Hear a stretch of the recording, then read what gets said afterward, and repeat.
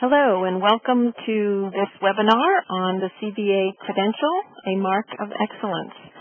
This is Katie Campbell. I am Executive Director of the Council for Certification in Volunteer Administration, CCVA, and I'm delighted to be here today in partnership with Volunteer Canada so that we can bring this information to you as possible and future CVA candidates. As by way of background of this program, it has actually been around since the early 1980s. It was developed by the Association for Volunteer Administration at that time, which was an international U.S.-based professional association. The program went through a major revision in the year 2000 to bring it into line with national certification standards. And then in 2006, unfortunately, AVA had to dissolve as an association, and so CCVA was established at that time as the new home for the CVA credential and the professional ethics material which AVA had developed previously. In 2010, a couple of years ago, we were also asked to assume management of another certification program here in the U.S., which focuses on volunteer resource managers in healthcare settings. So we actually now manage both of those programs, but it is the CVA that I'm going to focus on today.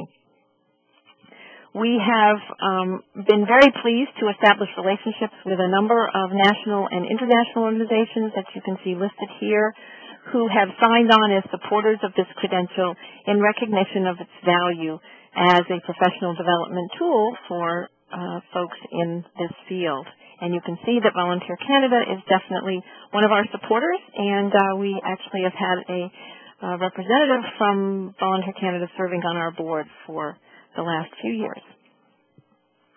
As with all professional development certification programs, this one is based on a set of core competencies which describe the skills and knowledge that practitioners need to do this work effectively. There are 5 core competencies which have been established and identified through a process called a job analysis or a practice analysis, where the field of practitioners, folks like you, are surveyed to validate that this set of skills and knowledge is indeed accurate and reflective of good practice today. Within each of these core competencies, there's a number of subtopics which make up what we call the body of knowledge or the content outline, and those details are available in a document that you can download from our website. As further clarification, just want to mention a few things about this credential. First, it is generic in that it is applicable to leaders and managers of volunteer engagement no matter where they are practicing this. All types of settings, nonprofit sector, public government sector, for-profit business sector, large organizations, small organizations, the arts, public safety, human services, really runs the full gamut. We have candidates from all of those kinds of settings. And this makes it a very transferable credential, which will be relevant no matter where you are working today or in the future. It is based, as I mentioned, on a set of competencies and actually is designed to measure what's called knowledge in use. So rather than being a class or a course that teaches the basics of volunteer management to folks who are new to this work, this is intended for people who have a few years of experience under their belt and are looking for a way to demonstrate their competency, demonstrate their ability to actually apply what they learn in the classroom to real life. It is international in the sense that we have, the program has always been open to candidates from beyond the United States from the very beginning. And in fact, there are a number of CVAs in Canada. During the most recent years, we have also had interest from candidates in Australia, New Zealand, Bolivia, Japan, Singapore, and so we have, although we're only able to offer the program in English to those who are comfortable reading and writing in English, we are continuing to explore ways to make it truly global and adapted to various cultures and languages. In order to become a CVA candidate, there are 2 eligibility requirements. First of all, you need to have the equivalent of at least 3 years of experience doing this kind of work. That can be paid or unpaid experience. It could be a combination of several part-time roles or 3 years of full-time work, either one. You also need to have at least 30% of your current position related to volunteer resource management in some way. And we interpret that pretty broadly, so I'm always happy to talk with you if you're not sure if you meet that criteria, but we know that many people do this work as one of the hats they wear, and so this 30% bar is intended to make sure you at least have enough experience in your current position that you'll be able to use that as you go through the assessment process. The program operates basically on a calendar year cycle, and registration for the 2012 cycle opened October 1st and will remain open until next March 1st. If you're interested in registering for the next cycle, you should download the candidate handbook from our website. It contains a very simple basic registration form that you complete and send to us, along with 2 letters of recommendation from people who are familiar with your work with volunteers. You can pay the fees on our website by credit card or by sending a check, and you can see here that there is an early bird discount if you pay before December 31st of this year.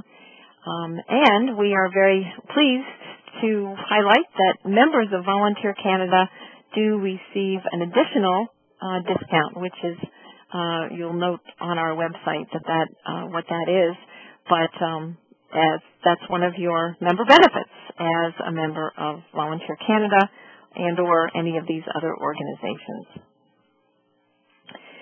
Now some details about the actual certification process. There are 2 assessment components, an exam and the portfolio. The exam is a multiple choice test of 80 questions. You have 2 hours to take the test, and it is delivered once a year, the 4th Wednesday in May, via the internet system through an e-testing system. Candidates find their own test site and arrange for someone to serve as their exam proctor locally, so no need to travel. You can take the exam very conveniently wherever you're located. Some people take it on their laptops, some take it in their workplace. So once you register, we will give you more ideas and more guidance around how to find a test site and a local proctor. The questions measure both your knowledge of specific facts, but also your ability to apply that knowledge in situations and scenarios that are in the various questions. All of the questions are tied directly to those content outline topics under the competencies, so we give you, a fair amount of information about the nature of the questions and a self-assessment tool whereby you can actually identify which of those topics you think you need to focus your studies on. We also suggest primary and secondary references that may be useful to you in preparing for the test.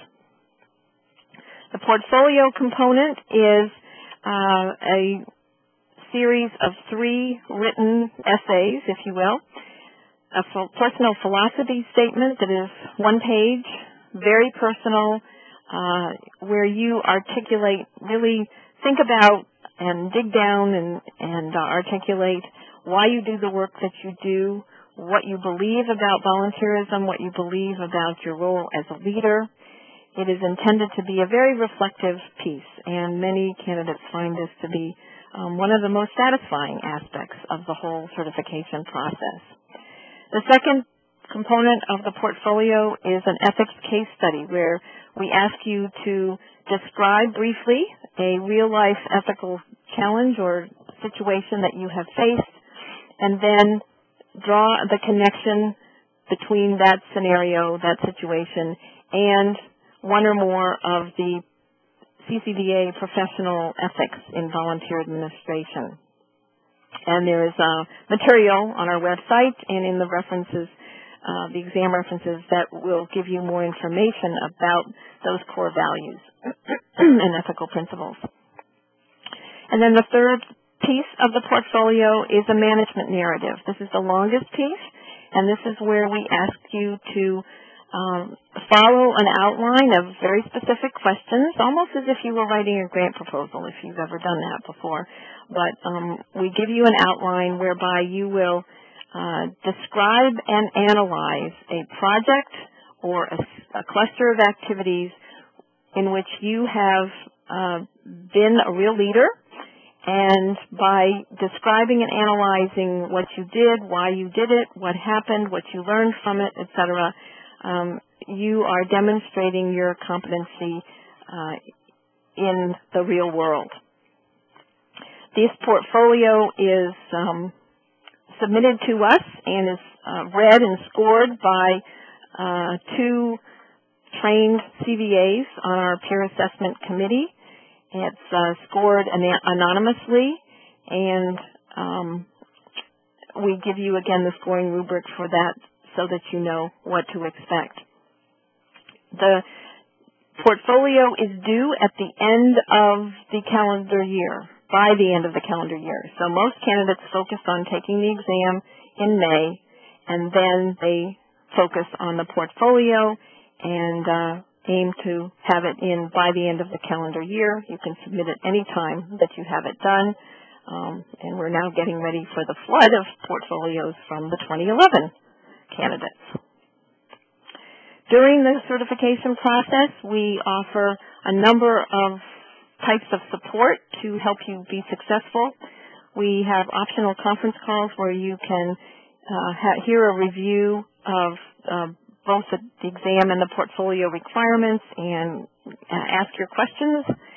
We encourage people to buddy up to study for the exam or form a local support group. If there's one or more of you locally going through this together, it's sometimes very helpful to study together, use each other to stay motivated and proof each other's portfolios, etc.